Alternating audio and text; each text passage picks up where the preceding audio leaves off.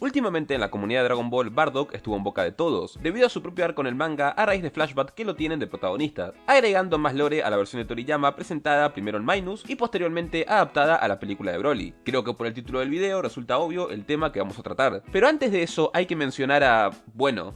Broly. Cuando se anunció la película e incluso salió, estaba esta discusión absurda de cuál Broly era mejor. Y francamente, como personaje, el Broly original no tiene nada que hacer contra el nuevo. No es que el nuevo sea precisamente una maravilla tridimensional, pero claramente se preocuparon en escribir una backstory y darle una personalidad más allá de soy súper maloso y estoy enojado con un tipo por llorar al lado mío. Simplemente, el Broly original era estúpidamente plano. No obstante, algo que sí podríamos debatir y da para otro video, es que al menos el Broly presentado en la película original daba miedo cuando estaba en su estado Super Saiyajin legendario, porque estaba consciente, es decir, era un psicópata. Tenía líneas de diálogo que francamente te hacían cagar y no dejaba de imponer tanto por las mismas como por su manera agresiva de luchar. Pero eso y su concepto es lo único que podemos rescatar de él, y la única cualidad que lo diferencia del nuevo. De resto, como dije, tenemos un personaje plano con una motivación tonta, que se usa como excusa para un conflicto, por lo que bueno, Broly Super no tuvo problemas en barrer el piso con él. Pero el caso de Bardock es diferente. Por motivos que yo no entiendo, la gente llegó a creer que el Bardock original era igual de plano que Broly, y que la versión de Toriyama vino a solucionar la vida mejorándolo en todo sentido posible. Y creo que es necesario repasar la ova de este personaje para ver cómo Bardock no era un personaje plano y al mismo tiempo poder notar cómo este se empeoró.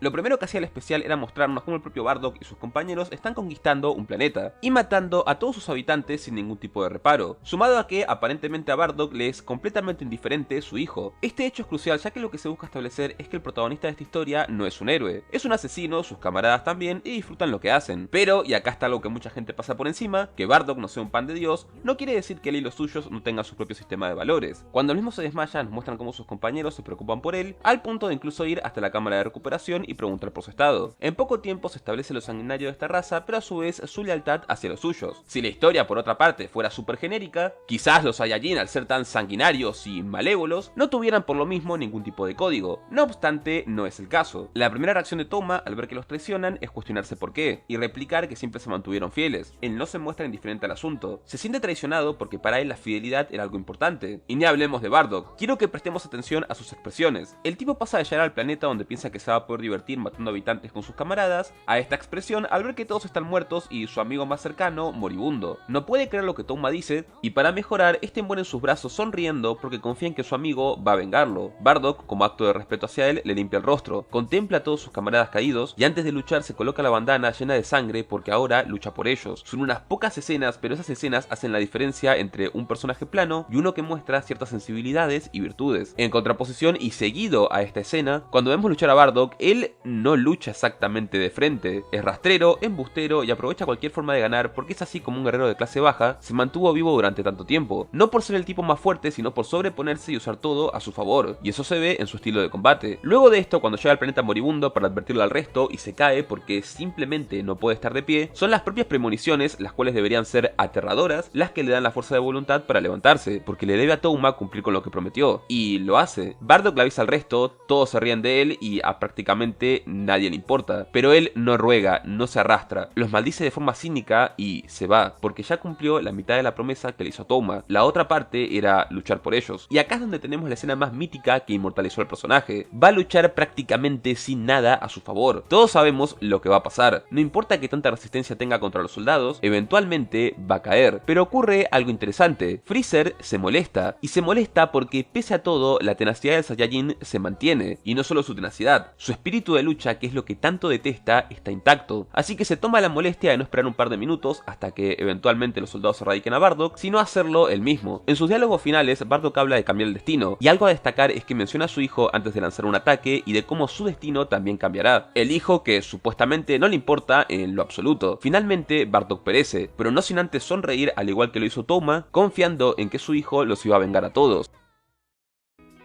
Bardock es sencillamente memorable porque podría ser un bastardo, pero era un bastardo fiel a sus amigos, leal y que se mantuvo luchando hasta el final, incluso a sabiendas de que quizás no había nada que hacer al respecto. Y ahí está mi problema con el nuevo Bardock, es estúpidamente idealista. El contexto de los Saiyajin se tuvo que cambiar y retconear para que viéramos que, oh, Bardock era un tipo súper buen padre y con una familia medio funcional. Y esto simplemente lo vuelve genérico y poco creíble. Por no decir que toda la cultura Saiyajin estaba fuertemente arraigada al conflicto, actitudes agresivas y una sociedad justamente basada en dichos conflictos. Sin ir más lejos, los que tienen más estatus social son los que tienen más poder de pelea, así que vos me dirás qué clase de sentido tiene el retcon, pero bueno. De hecho, un poco de esto se puede ver en la OVA original, ya que a Bardock en principio no le interesa a su hijo porque simplemente su poder de pelea es básicamente un asco. Cosa que puede sonar fea, pero tiene sentido en base a de vuelta cómo se estipuló dicha sociedad. Y francamente tiene bastante sentido viniendo de un tipo que sale todos los domingos con sus panas a literalmente conquistar planetas y le divierte como se tratara de, bueno, ir a un bar a tomar, así que si Bardock se volvió un personaje tan popular es justamente por la personalidad que le dieron, y porque toda su historia es sumamente trágica. Al nuevo Bardock, ahora con el arco del manga, se lo quiere hacer plantar como un héroe, y sinceramente no entiendo por qué últimamente hay una tendencia absurda en las historias con esto de idealizar a los personajes. Parece que o no pudieran pasar cosas negativas con consecuencias absolutas, o no confiaran en que alguien quisiera seguir un personaje aunque no fuera un pan de Dios. Es como si los personajes o no se pudieran permitir fallos en sus acciones, o no pudieran tener falencias éticas o morales, cuando nuevamente el Bardock original no era un héroe, no era siquiera un buen tipo, un buen padre o algo del estilo, pero sus valores, sus virtudes son más memorables que las del nuevo, porque justamente entre todas las cosas malas que pudiera tener, a su vez tenía valores y convicciones firmes, y eso es con lo que se quedó la gente al final. Me parece una pena que las personas se encargan de la franquicia, ya sea Toriyama o Toyotaro, no supieran ver las verdaderas fortalezas de este personaje o cómo manejarlo correctamente. Pero bueno, eso sería todo. En lo que a mí respecta, el Bardock original siempre vivirá en mi corazón. Y creo que eso es suficiente, al menos para mí. Me gustaría que me dejaran su opinión al respecto en relación a todo el tema. Y nada, si quieren que haga más videos del estilo, pueden dejar un like o compartir esto. Yo soy Trash y nos vemos en el siguiente video de Rewoldy.